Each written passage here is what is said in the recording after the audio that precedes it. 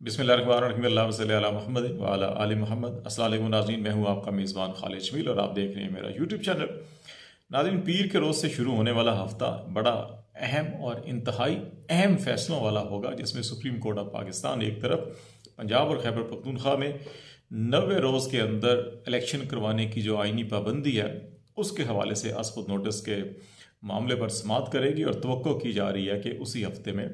फैसला भी जो है वो सामने आ जाएगा। दूसरी तरफ नेक्स्ट वीक से जो सुप्रीम कोर्ट की मुख्तलिफ रजिस्ट्रीज होती हैं, पेशावर में, कोयटा में, लाहौर में, कराची में, और कराची में जो रजिस्ट्री थी जिसमें जस्टिस काजी फाइज ईसा और जस्टिस हसन रिजवी पर मबनी 2 रुकनी बेंच कायम किया गया था, जो तकरीबन 300 से ज़ायद मुकदमात शेड्यूल में थे जो पीर से जुमे के रोज़ तक समाअत होनी थी, लेकिन वो बेंच भी नहीं कायम किया गया। उस बेंच की जो कायम के हवाले से जो ऑर्डर था वो मनसूख कर दिया गया है। चीफ जस्टिस ने मनसूख किया है। मुतजाद इतलात हैं। बाज़ लोगों का ख्याल है पीडीएम के हलकों में वो ये ख्याल कर रहे हैं कि शायद क्योंकि उन्होंने एक नई दरख्वास्त दायर की है जिसमें यह कहा गया है कि सुप्रीम कोर्ट का फुल बेंच कायम किया जाए, जिसमें सुप्रीम कोर्ट के तमाम जजेस हों, लेकिन 2 जज जस्टिस एजाजुल एहसन और जस्टिस मज़ाहिर अली नकवी इसमें शामिल नहीं होनी चाहिए। और ये बेंच जो है कि वो इस अस्पत नोटिस की समाअत करे। बड़ा इंटरेस्टिंग ये मुतालबा है। एक तरफ है कि फुल कोर्ट बनाई जाए और फिर साथ ही कहते हैं कि 2 जज ना हो, तो 2 जज अगर नहीं होंगे तो फिर फुल कोर्ट कैसे बनेगी। तो ये बड़ी एक अजीब सी डिमांड दिखाई देती है। दूसरी राय यह है कि जस्टिस काजी फाइज ईसा साहब ने खुद कराची में इन मुकदमात की समाअत करने से फिल वक्त माजरत की है, जिसकी वजह से ये बेंच जो है वो मनसूख किया गया है। उसमें उनकी बाज़ यहाँ पे निजी मसरूफियात भी करार दी जाती हैं, लेकिन बाज़ हल्कों का ख्याल है कि शायद इस उम्मीद पे कि फुल बेंच अगर कायम होता है तो वो यहाँ पे मौजूद हों, या इसके बेंच में रद्द-बदल होता है तो उनको इस्लामाबाद में मौजूद होना चाहिए। तो ये मुतज़ाद आराएं हैं, लेकिन पीर से बड़ी चीज़ें वाज़ेह होंगी कि मामलात आगे कैसे बढ़ते हैं। लेकिन दूसरी तरफ हाई कोर्ट और सुप्रीम कोर्ट के मुतअद्दिद वकला ने एक मुतफर्रिक पिटिशन फाइल किया और उन्होंने कहा जी कि वो समझते हैं कि आइन में 90 दिन के अंदर इंतखाब होने चाहिए, और इस वक्त जो सियासी जमातें और हुकूमत है वो जजेस के ऊपर, अदलिया के ऊपर जो है कि दबाव बढ़ाना चाह रही है, जिसकी वजह से एक मखसूस बयानिया बनाया जा रहा है और ये मखसूस मुतालबात किए जा रहे हैं, तो इसलिए वो भी इसमें फरीक बनना चाहते हैं। क्रिश्चियन कम्युनिटी की जानिब से एक पिटिशन आई है और उसमें ये दरख्वास्त की गई है कि 9 अप्रैल को, क्योंकि ईस्टर है और इससे पहले 7 अप्रैल जो गुड फ्राइडे होता है, इसलिए इन 2 तारीखों के अलावा कोई तारीख मुकर्रर की जाए अप्रैल में इलेक्शन के हवाले से, ताकि क्रिश्चियन कम्युनिटी भी एक तरफ अपनी जो है कि ईस्टर और गुड फ्राइडे की जो खुशियाँ वो भी मना सके और दूसरी तरफ फिर इंतखाबात में भी भरपूर तरीके से हिस्सा ले सके। तो ये मामलात चल रहे हैं, लेकिन इन सारे मामलात में 2 और बड़ी अहम अनाउंसमेंट्स हैं, और वो एक इमरान खान साहब की जानिब से है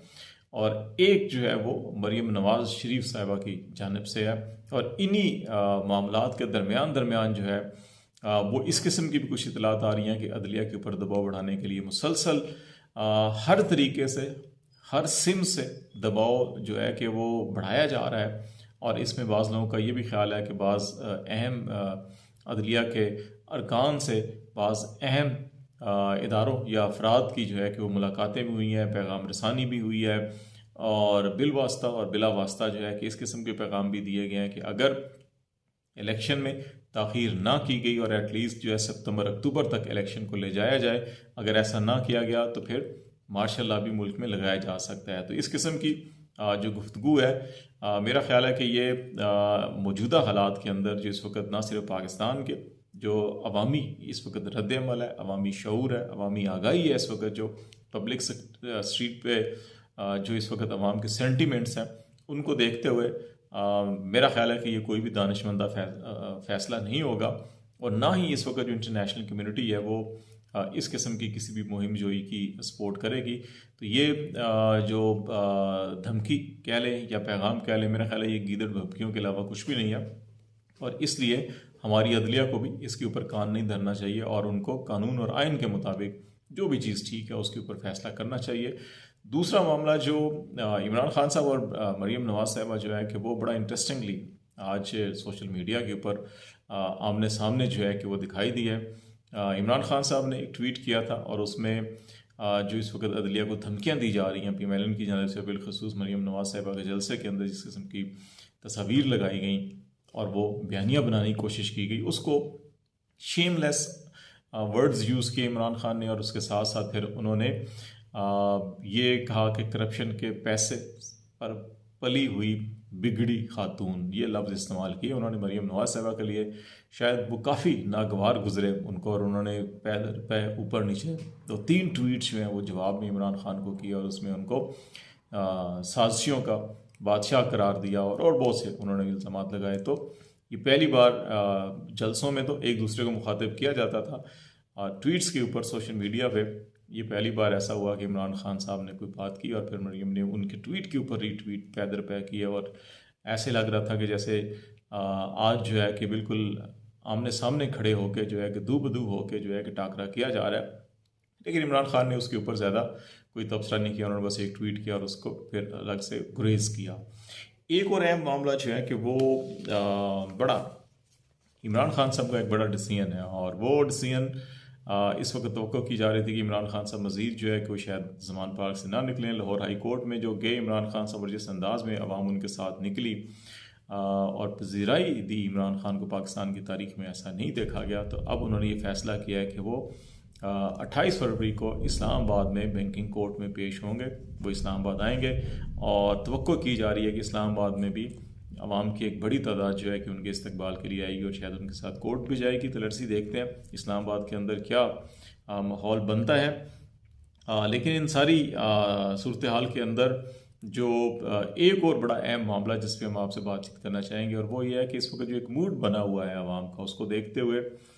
PDM की हुकूमत जो है कि वो हर तरह के इलेक्शन से फरार चाह रही है। और अभी इंटरेस्टिंगली राजनपुर के अंदर नेशनल असम्बली का ज़िमनी इलेक्शन होना था NA 193 की सीट के ऊपर, जहाँ पे मोहसिन लगारी जो हैं वो उम्मीदवार हैं पाकिस्तान तहरीक इंसाफ के। इनके मुकाबले में अभी ये कहा जा रहा है कि जी निगरान हुकूमत उनके मुकाबले में है। निगरान हुकूमत ने पहले रिक्वेस्ट की इलेक्शन कमीशन ऑफ पाकिस्तान से जी कि अब ये इलेक्शन मुलतवी कर दिया जाए, इस वक्त अमन अमान की सूरत हाल ठीक नहीं है। इलेक्शन कमीशन ऑफ पाकिस्तान ने उनकी दरख्वास्त मुस्तरद कर दी कि अब मुकम्मल तैयारियाँ हो चुकी हैं और इतवार के रोज़ 26 फरवरी को इसके ऊपर जो है कि इलेक्शन भी होना है, वोटिंग होनी है। तो ऐसा मुमकिन नहीं है। तो सैटरडे को 25 फरवरी को राजनपुर की इंतज़ामिया ने इलेक्शन कमीशन ऑफ पाकिस्तान के अमले से और रिटर्निंग अफसर के साथ जो है ताउन करने से इनकार कर दिया। तो इस सिलसिले में फिर इलेक्शन कमीशन ऑफ पाकिस्तान को चीफ सेक्रेटरी को ख़त लिखना पड़ा और ये कहा कि इस अमल को यकीनी बनाया जाए कि ज़िले इंतज़ामिया, मुकामी इंतज़ामिया जो है इलेक्शन कमीशन ऑफ पाकिस्तान के जो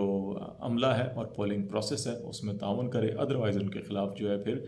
न सिर्फ महकमाना कार्रवाई बल्कि इलेक्शन कमीशन खुद भी कार्रवाई करेगा। तो ये एक सूरत हाल है। अब देखते हैं कि जो नेक्स्ट वीक शुरू हो रहा है, सुप्रीम कोर्ट का क्या मूड बनता है, क्या नया बेंच बनता है नहीं बनता, या यही बेंच फैसला करता है, और फिर क्या फैसला आता है उस पर अमल कैसे होता है नहीं होता, और उसके बाद की सूरत हाल क्या होती है आपको अपडेट करते रहेंगे। खालिद जमील को इजाज़त दीजिए। अल्लाह हाफिज़।